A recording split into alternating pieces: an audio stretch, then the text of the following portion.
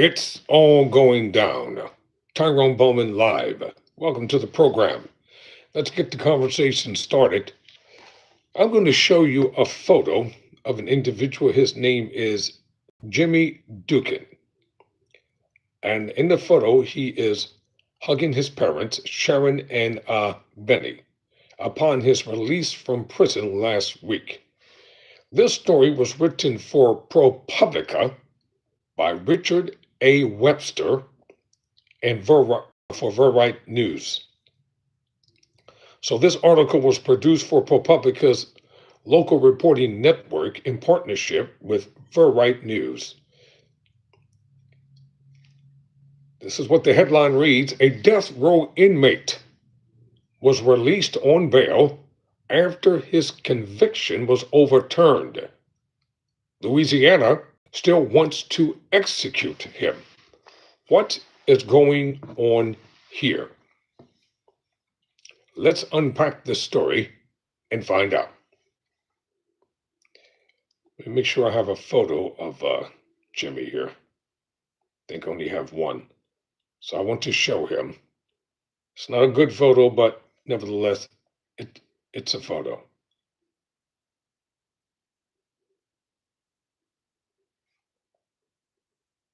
All right, this is him right here with his parents. Let's see if I can make it bigger.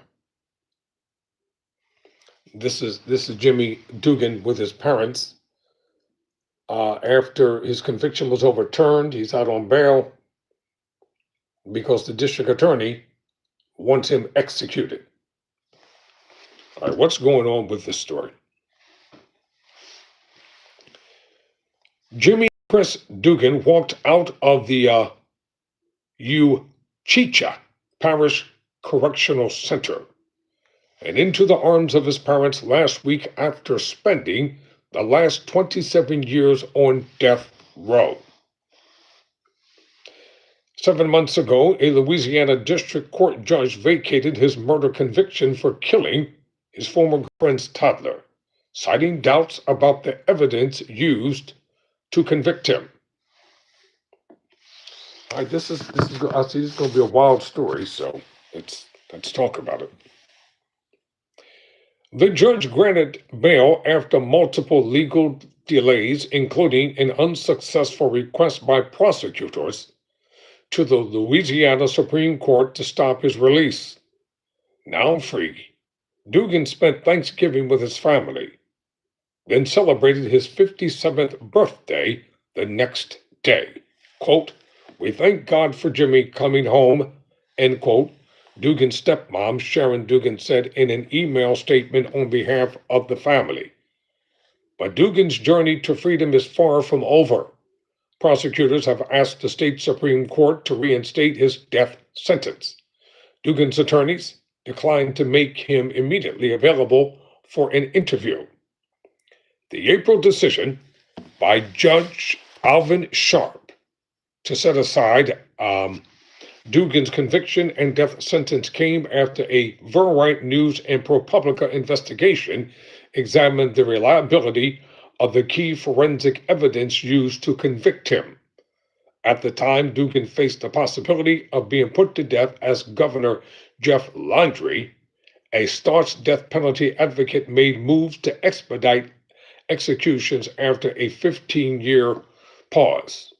Sharp of the 4th Judicial District in Uchitia Parish found that Dugan's conviction was based in part on bite mark evidence now considered by experts to be junk science. That original analysis came from forensic dentist Michael West and pathologist Dr. Stephen Hine, whose longtime partnership as state experts has been questioned following concerns about the validity of their techniques. West, who did not respond to previous requests for comment, admitted in a 2011 deposition in another case that he no longer believed in bite mark analysis. Hine died in 2020. All right, here's what's going on here. You have a Caucasian male who spent how many years on death row? I want to get it right. Who spent 27 years on death row. His conviction was overturned by the Supreme Court. But the prosecutors, they still want him charged with murder. I don't know what type of murder, whether it's murder in the first or second degree, but they want him recharged. He's out on bail pending the outcome of what's going to take place here. The former individual who is now deceased, pathologist, the late Dr. Stephen Hine, whose longtime partnership as state experts has been questioned following concerns about the validity of their techniques. Over the past 27 years, 9 prisoners have been set free after being convicted in part on inaccurate evidence given by West and Hine. 3 of those men were on death row. Dugan was the last person awaiting an execution based on the pair's work. Robert S. Tew, district attorney for Chia and Morehouse parishes, insisted in his appeal that the evidence prosecutors presented is sound, that Dugan raped and murdered 23-month-old Holly Olivinu, and that he should be executed without delay. Tew's office did not immediately respond to a request for comment about Dugan's release. Police arrested Dugan on December 18, 1993. He was babysitting Haley that day in the home he shared with the girlfriend's mother in West Monroe. Dugan told law enforcement he had put the toddler in the bath before going downstairs to wash dishes. When he heard a noise coming from the bathroom, he rushed upstairs to check on her and found Haley floating face down in the water. She was pronounced dead a few hours later. Dugan was initially arrested for negligent homicide until Hain and West conducted Haley's medical exam and claimed they discovered evidence she had been sexually assaulted and intentionally drowned. Hain said he found bite marks on the girl's body, which West then examined, claiming to find that they were a match for Dugan's teeth. Based in part on those findings, prosecutors upped the charge against Dugan to first-degree murder. After about 2 weeks of testimony in 1998, the jury found Dugan guilty and sentenced him to death. He would spend the next quarter-century in a cell on death row at Angola Prison. During that time, however, his attorneys with the Innocence Project in New York, the Brian Cave Leaton Pearson firm in Atlanta, and these names right here, Malamu Center for Justice in New Orleans, uncovered a trove of evidence that eventually led to his conviction being vacated in April. Sometimes the rush to judgment of an alleged crime, it causes so much unrest. Now the question remains, if the toddler's death Dugan claims he did not do, then who did it? That's the question. He's the only suspect. He was the only one that was with the child. So the plausibility factor, according to prosecutors, is that he's the only person who's been responsible for the demise. So during the interviews, his lawyers uncovered evidence that led to his conviction being vacated in April. The most damning part of that new evidence calls into question whether the bite marks Hines said he found on Haley's body was manufactured. In a video of West's 1993 examination of Haley, which was not shown to jurors at the trial, the dentist can be seen taking a mold of Dugan's teeth and grinding it into the girl's body. Wait a minute. Hold up. In a video of West's 1993 examination of Haley, which was not shown to jurors at the trial, the dentist can be seen taking a mold of Dugan's teeth and grinding it into the girl's body. West has previously said he was simply using what he called, quote, direct comparison, end quote, technique, in which he pressed the mold of a person's teeth directly onto the location of suspected bite Marks? That's a good question to raise for reasonable doubt from a good defense attorney. In his ruling vacating Dugan's conviction, Sharp said the work Hain and West did on Dugan's case was, quote, no longer valid, end quote, and, quote, not scientifically defensible, end quote. So they use science, what they call junk science, to determine that Dugan, who was charged, was actually guilty of the alleged charge. Additional evidence that undermined Dugan's conviction included testimony from an expert witness who said that the child's death was the result not of a homicide, but of an accidental drowning. And investigators working for Dugan's legal team spoke to a jailhouse informant who recanted his earlier trial testimony that Dugan confessed to the crime. You never can believe a jailhouse snitch. And we're going to remove the word informant. They're snitches. That's what they are. You can never believe nothing they say because they're always cutting the deal with the district attorney's office that if the so-called information that they give is reliable, that they'll reduce their sentence or they'll drop all the charges, and then the snitch gets to go home free. Never believe anything that a jailhouse snitch says. They're only out for themselves, you know? Let me tell you something, ladies and gentlemen. I've witnessed some stuff. I've seen some stuff.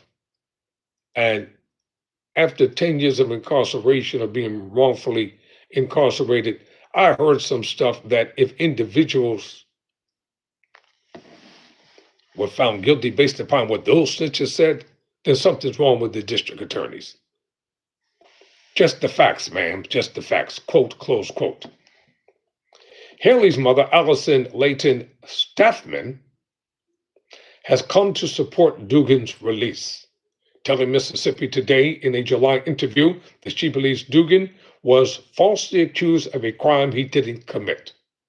As the higher court weighs the state's appeal, Sharp has already ruled that Dugan was factually innocent of the crime, granted him bail on November 21, setting it at $150,000.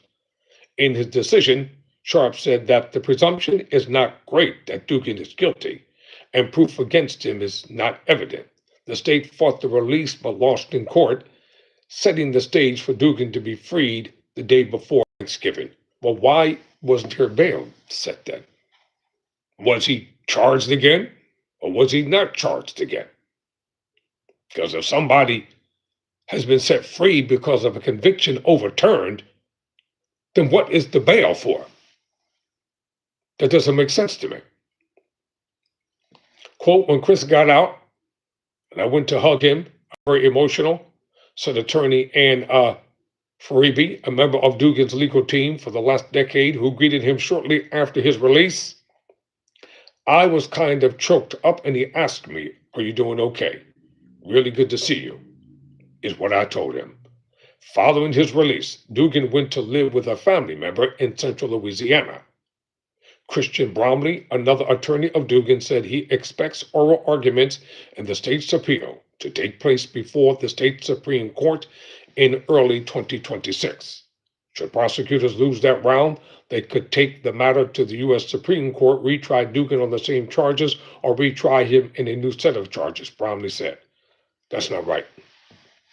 You know, prosecutors hate to admit when they're wrong because they believe they're infallible. Prosecutors think, like in my case, they damn near wanted me to just die because they thought they had an ironclad case. And I told them from the rip, you'll never get a confession out of me, no matter what you try to do, no matter what you try to say.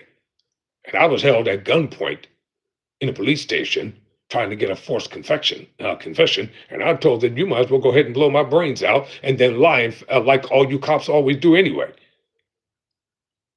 Well, at least the majority of them. I'll put it that way. The majority of them are rotten. They're no good. Yes, that's right. I said it. Because I know what I've lived through. And despite all the evidence, and if you don't believe me, you go over to my other page called Breaking the Chains with Tyrone Bowman. I put all kind of information about my story over there, and I'm going to put a lot more because I'm gearing up for a much bigger fight now once I get my law degree. Now, let me finish this here. The prosecutors maliciously, methodically, and intentionally knew they framed me, but they didn't give a damn. And if I sound angry, I don't care. The anger is not just for me. The anger is for all those men and women who were wrongfully sent to prison. And then people don't even want to apologize. They don't want to compensate them. See, some of you all, you don't like to hear talk like this, but let it happen to your son or your daughter or your pookie or your grandson, your granddaughter, or your baby daddy. Let it happen to some friends and associates that you know, whose lives will be destroyed in an instant. Then you'll think differently before you prejudge a person's life and prejudge a set of circumstances that you know nothing about. And until it happens to some of y'all, you don't believe that is real. That's what's wrong with the political climate in America today. You got one group of people that's hell-bent with hate, vitriol, and rhetoric 24 hours a day. Come hell or high water, they don't care what they do, recklessly and intentionally violate the law, violate people's rights. But when the same thing happens to them, then they want to cry foul. And there are too many people. Yes, I'm going to become a judicial advocate once I get my law degree. There are too many people who have been falsely accused. They're locked up, sent to prison for decades, and sometimes they die in prison. And nobody cares. I'm on a mission. I'm on a threefold mission once I become a lawyer. One, to fight and speak for true victims of crime. I'm not talking about those who cry wolf and you know you're lying. But for true victims of crime, fight for them, advocate for them. Two, fight for the wrongfully accused and the wrongfully convicted and the wrongfully incarcerated. Three, if I know that you are guilty of a crime, you will find no mercy in me. None whatsoever. I mean exactly what I say. If I know you are nasty, filthy, dirty, low down so-and-so, and you actually perpetrated the crime, and you expect the court and everybody else to have mercy, ain't none coming. Know that. True advocacy fights for what is right. True advocates are not out to make money. They're out to perform a service on behalf of God and on behalf of humanity. And a lot of those who work within the criminal justice system are more guilty than the people that they charge and lock up. You know it's true, and I know it's true. Those who are supposed to uphold the law in many instances violate the law. What about the woman CO who helped her lover / inmate get out of prison and they were on the run for quite some time? Remember that story? She planned it and helped him to get out. All because she was in love. No, you were in lust. And if Mr. Dugan, in fact, is innocent, and it's proven that he's really innocent, and 27 years of this man's life has been taken away, he needs to sue everything, everyone, and everybody. You can't get time back. And this is a white man I'm talking about. I'll fight for anybody. It doesn't matter with me. See, on this channel right here, I'm not talking about God giving mercy for those who repent. I'm just dealing with the letter of the law. Rick, sometimes you all get stuff confused. This is not a biblical conversation here. I'm dealing with the fact that when people commit crimes, I'm not saying they can't go on and repent and become decent people, but they still have to pay for what they did. That's the bottom line. You don't get absolved of a crime because you accept Jesus as your Lord and Savior. Don't even come over here trying to advocate that, because you're wrong. People have to be held responsible and accountable for their actions. Bottom line. And get back to what I was saying. There are too many people who work within the criminal justice system, and they're more rotten than the folk that they imprison. Don't tell me I don't know what I'm talking about, because I came in contact with corrupt CEOs every single day for 10 years. And I saw them do some disgusting, filthy, dirty things. I'm talking about the so-called CEOs. Until the state of Pennsylvania and the Attorney General's office had to come up there and investigate the prison and shut it down because of the inside corruption that was taking place inside the place where I was housed.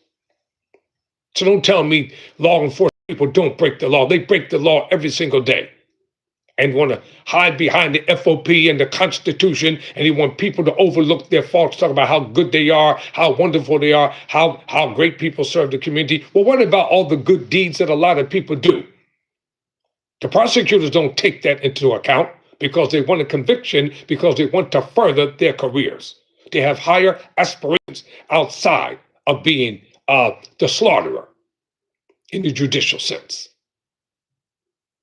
Too many people are quick to judge people, condemn people. You haven't ascertained the facts. You don't know anything about the person. You know nothing about his or her life. Y'all just glad, quote unquote, that somebody's going to prison until it happens to you, or your son or your daughter, or your husband or your wife, or to somebody that you know. How would you feel if someone that you knew beyond a shadow of a doubt was accused of something that they did not do, and they were being trashed online, trashed in the press, and trashed through the judicial system, and was convicted and they're serving, let's say, 20 to 40 years in prison for crimes that they did not commit? You wouldn't like it. I said you would not like it, because it wouldn't feel good. And those who commit crimes and who are actually guilty, they should be punished. There's no doubt about it. They have to be punished for what they've done. Can they atone while they're in prison? Yes. Can they seek redemption? Yes, without a doubt. Can they become a different person? Yes. There's always room for forgiveness and mercy. But what about the victims who are still dealing with the pain and the suffering and the heartache of what happened? Think about them sometimes. And for me, as I said a few moments ago, I'm on a divine mission. Bottom line, I don't play over here on this channel. This is not one of those channels that's where people do and say stuff with it any kind of way for likes and clicks and views. If people subscribe, they subscribe. If they don't, they don't. I'm going to continue to do what I'm commissioned to do. Now, let's get back to the story. Following his release, Dugan went to live with a family member in central Louisiana, Christian Bramley. Another attorney of Dugan said he expects oral arguments in the state's appeal to take place before the state Supreme Court in early 2026. Should prosecutors lose that round, they could take the matter to the U.S. Supreme Court, retry Dugan on the same charges, or retry him on a new set of charges, Bromley said. Or they could drop the charge altogether, but that seems unlikely, he said. Quote, "We met Chris almost 10 years ago and have believed in his innocence, just like he has that entire time," Bromley said. "I think it is something that we always hoped for, but knew that it was potentially an insurmountable fear to get there." Quote, close quote. Until this year, Louisiana had not carried out an execution since 2010, as it has been unable to procure the necessary drugs. Before Father Landry's selection, the state approved the use of nitrogen gas, a controversial method allowed in only 3 other states. That led to the March 18th execution of Jesse Hoffman Jr., saving Dugan from a similar fate has been, quote, "the most rewarding experience of my career," end quote, said Freebie. Though she acknowledged the prosecutors are still pushing for the execution of Dugan. Well, I'm going to say this, because once I initiate my lawsuit, and I will, I'm pushing for prosecutors to be prosecuted. I'm pushing for a lot of things. I'm not going to let it go. And I'm not going to allow anybody to tell me to accept a wrongful conviction. Would you accept a wrongful conviction? For those of you who are commenting in the comment section, would you like to be falsely accused and sent to prison and have years of your life shaved off and then come out into an entirely different world and have to adapt to it? The difference with me and a lot of people, I spent my time reading, studying, writing. Spent my time in the law library researching.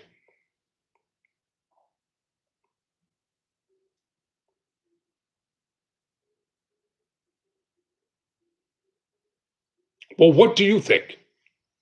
Don't ask me a dumb question, Theodore. What do you think? Answer your own question. That's dumb and it's insidious. Some of y'all, you just speak without thinking.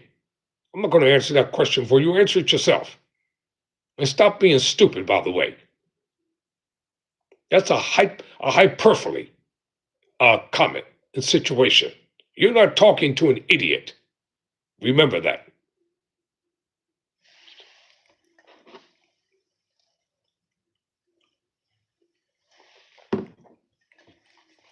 All right, I'm going to go and get ready for the next segment here.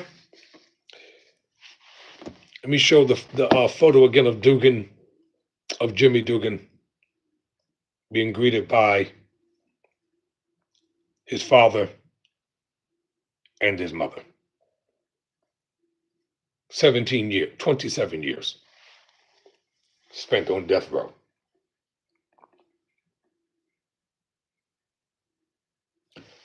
I think my theme song when I become an attorney will be, I'm a real American, fight for the rights